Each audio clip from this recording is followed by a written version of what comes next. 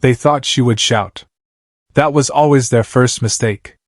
In a house that technically belonged to her on paper but had never truly been treated like hers in reality, she stood in the kitchen watching her parents behave like auctioneers of someone else's life.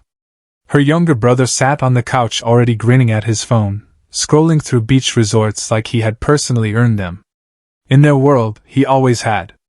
In their world, she was just the quiet one who understands family. Her mother didn't even look guilty when she spoke. She said it like she was announcing dinner. Her father nodded along like he was approving a routine expense. The words were simple, almost casual, but they landed like a slow crack through glass. The house had been sold. Not discussed. Not negotiated. Sold. For her brother's vacation. The brother finally looked up, smiling wider, asking if that meant he could upgrade to the island suite with the glass floor. No hesitation. No shame. Just excitement, as if someone had handed him a prize he clearly deserved. Their parents laughed softly, proud of themselves, as if this was some noble sacrifice for family happiness. She didn't interrupt them. She didn't argue. She didn't even blink the way they expected. Instead, she slowly placed her cup on the counter, the sound too calm for the storm it should have been. Because what they didn't know, what they never bothered to learn, was that she had stopped reacting a long time ago.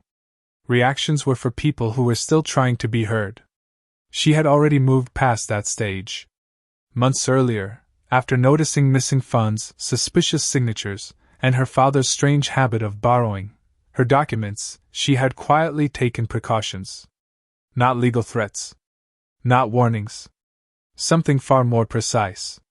She had partnered with an organization that officially didn't exist in any normal sense of finance or law. They called themselves an ethical scam recovery agency. A ridiculous name, until you saw what they did. They didn't fight fraud. They reversed it like physics correcting itself. They specialized in transactions that smelled like emotional manipulation wrapped in legal paperwork. And they had a strange habit of laughing at human greed like it was a sitcom they were forced to watch. She had met them through a contact that shouldn't have existed, half underground accountant, half interstellar consultant, someone who spoke about financial balance across species, like it was a normal profession. At first, she thought it was a joke. Then they showed her a demonstration involving a stolen property deal in 3 countries and a refund loop that ended with the fraudster accidentally paying taxes on their own lies. After that, she stopped doubting. So now, while her family celebrated betrayal like it was generosity, she simply turned slightly and walked toward her room. No anger. No tears. Just silence so controlled it felt almost unnatural. Behind her calm expression, an invisible system was already awake. Somewhere far beyond their understanding, notifications were already being traced, flagged, analyzed. The house paperwork they thought was finalized had already been scanned twice, once by human legal systems, and once by something far less forgiving. And in her hand, a simple folder waited on her desk. Not dramatic. Not heavy. Just a collection of documents that her family had never bothered to read before they decided her life could be traded for a vacation package. She opened it slowly, as if giving them time, though they had no idea they were already out of time. The brother boarded the flight like a man stepping into a victory parade he never actually won. Champagne at the airport lounge, selfies with fake confidence, and voice notes sent to his friends describing the family investment that had secured his luxury escape. He didn't question anything. Why would he? In his mind, things simply worked out in his favor by design. Back home, the sister sat quietly in her room, the glow of her laptop reflecting on a face that looked almost bored. Her silence wasn't sadness, it was scheduling. Somewhere beyond normal financial systems, something had already begun to move. Not loudly. Not dramatically. Just efficiently? The ethical scam recovery agency didn't operate like normal people. They didn't investigate, in the traditional sense. They observed patterns, emotional distortions in transactions, and what one alien consultant called greed-based timeline corruption. The humans running it were strange enough, but the alien advisors made it worse, in a funny way. One of them insisted that every fraudulent family transaction on Earth could be solved by returning embarrassment to sender. She had learned to ignore their jokes. Mostly. On her screen, a small notification blinked. Case active, vacation fund trace initiated. Another followed immediately. Intervention authorized, ethical reversal loop enabled. She leaned back in her chair, exhaling slowly. No panic. No rush.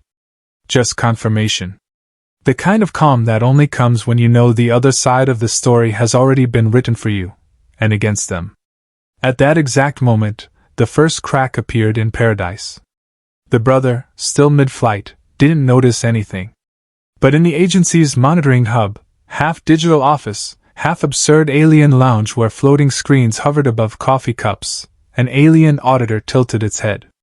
Its eyes flickered like broken neon lights as it scanned Earth banking systems. Observation, it said in a bored tone. Humans have initiated recreational fraud. Emotional justification level, he deserves it. A human analyst beside it sighed. That's usually the worst category. The alien tapped the screen again, curious. Proceed with reversal? Already started. The sister's calm voice came through the encrypted channel. The alien paused. Then smiled. Oh, it said. She's one of those. Meanwhile, subtle chaos began to unfold in layers the family couldn't yet understand. A payment gateway flagged inconsistencies in the house transfer. A verification system requested additional proof that didn't exist. A banking algorithm quietly marked the funds as emotionally unstable capital, a term no one in the family had ever heard before. The parents, still celebrating their decision, received a harmless-looking notification on their phones. Transaction under review for ethical imbalance. They ignored it. People always ignore the first warning. The sister stood up finally, stretching like someone who had finished waiting. She picked up her tea and walked toward the window, where the night outside looked ordinary. But her expression suggested she was listening to something far beyond it. Because somewhere between Earth bureaucracy and something far more advanced, the reversal had already begun to breathe. By the time the brother reached the resort, the world had already started correcting itself. At first, everything still looked perfect. The ocean shimmered like a commercial, the hotel staff greeted him with exaggerated politeness, and the suite they gave him was even better than expected. He laughed, feeling untouchable, like life itself had upgraded his status out of nowhere. He didn't notice the first warning sign, the payment terminal taking a little longer than usual to process his card.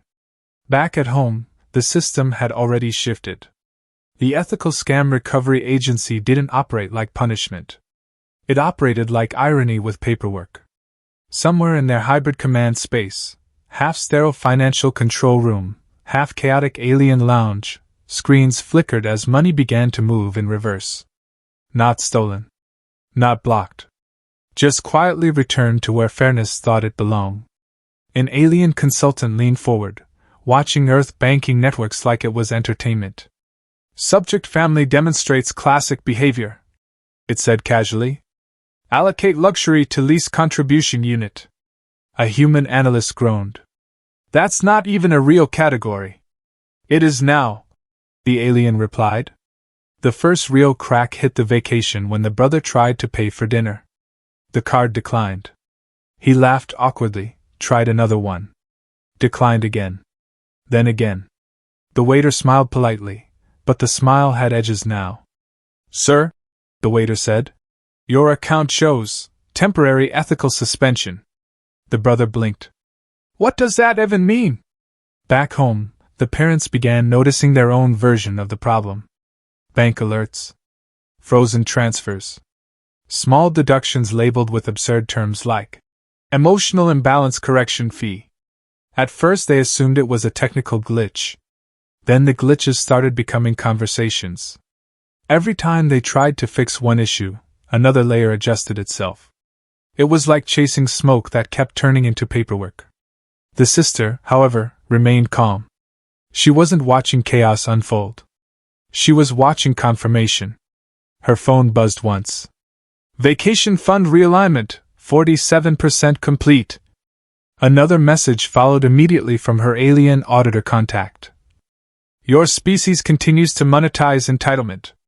Fascinating. Also, your calm is statistically unusual. Are you always like this? She smirked slightly before typing back. Only when I already won. On the resort side, the brother's dream was collapsing in slow motion. His all-inclusive luxury suddenly became paper item reality. The suite he bragged about was downgraded. His friends started avoiding eye contact. By the second day, he was standing in a lobby arguing with staff while trying to figure out why his own money felt like it was being politely escorted out of existence. He didn't know it yet, but every transaction he had benefited from was being reviewed backwards, like a story being read from the end to the beginning, correcting every lie along the way. And somewhere beyond Earth's systems, something almost amused was watching it all unfold. Because in the agency's logs, one line kept repeating. Subject, sister, emotionally stable during systemic correction. Potential recruitment candidate increasing. And for the first time, the system wasn't just fixing a fraud. It was learning who enjoyed watching justice unfold quietly. The collapse didn't happen all at once. It happened politely, like everything else in their lives when things started going wrong. The brother returned from the resort earlier than planned, no longer posting photos, no longer smiling in group chats.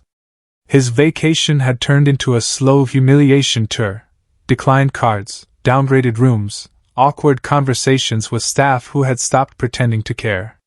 By the time he landed back home, he looked less like a golden child and more like someone who had been gently removed from his own fantasy. At the house, the parents were already waiting, surrounded by glowing bank alerts and half-understood financial warnings. Their confidence had evaporated into confusion. Every attempt to fix the situation only triggered more reversals, more corrections, more coldly polite messages from systems that refused to explain themselves in simple human language. Then the sister walked out. No dramatic entrance. No raised voice. Just calm footsteps and that same expression she had worn from the beginning, like none of this had ever been surprising to her. She placed the folder on the table again, the same one they had ignored earlier, now feeling heavier without physically changing at all. You sold something you didn't fully understand, she said quietly.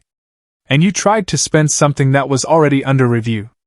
The father tried to speak, but nothing came out clean. The mother looked like she wanted to argue, but the numbers on her phone kept updating faster than her emotions could keep up. Then the final notification arrived. Ethical reversal complete. All fraud-associated benefits reverted to original owner. The brother laughed nervously. So what? We just lose everything. The sister tilted her head slightly. No. You just lose what wasn't yours to begin with. A strange sound echoed through her phone, a soft, distorted chime. The alien auditor appeared as a flickering holographic overlay, clearly entertained. Human case resolved, it said casually. Emotional manipulation index, predictable. Entertainment value, high. It looked directly at her now. And you, it added, handled betrayal without instability. That is rare. Interstellar agencies tend to recruit that kind of calm. The room went silent again, but not the same silence as before. This one had weight to it, like reality had shifted slightly and no one knew where they now stood. The sister finally allowed herself a small smile. Not revenge. Not anger. Just clarity. So what now? Her mother asked weakly. She looked at them for a long moment, then at the folder, then at the life she had already outgrown without leaving. No, she said. You learn that ownership and entitlement are not the same thing. The alien auditor's voice crackled one last time, almost amused. Also, it added, we have processed your recruitment application. Welcome to the part of the universe where family drama is considered a financial anomaly. The light faded. The system stabilized. The money stopped moving. And for the first time in their lives, the family realized something simple but devastating. Nothing had been taken from them. It had only been corrected.